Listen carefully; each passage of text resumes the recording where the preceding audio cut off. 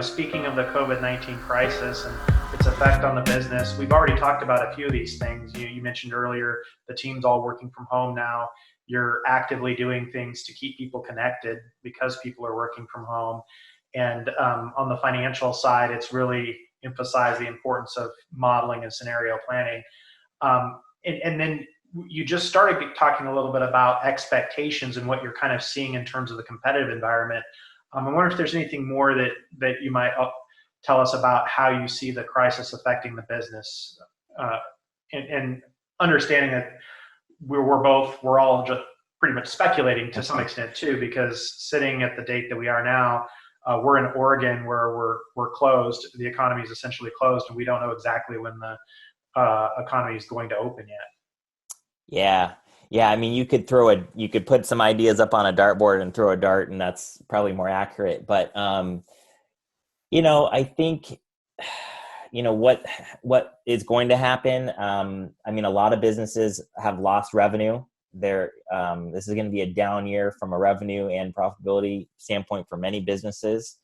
And so, to me, it's the businesses that decide to plan and start trying to grow and recover sooner are going to have are going to be able to actually achieve that sooner. To me, I'm all about and believe in planning being a huge leading factor in whether you're successful or not.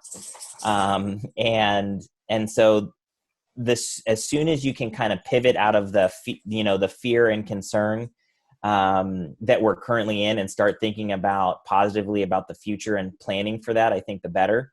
Our team is already starting to think about, okay, how can we market coming, in a recession? How can we market as we come into a early recovery, and how do our services need to change?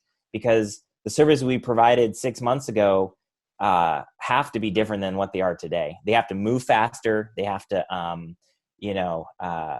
come at live faster, because we can't wait 2 months potentially for a PPC account to go live.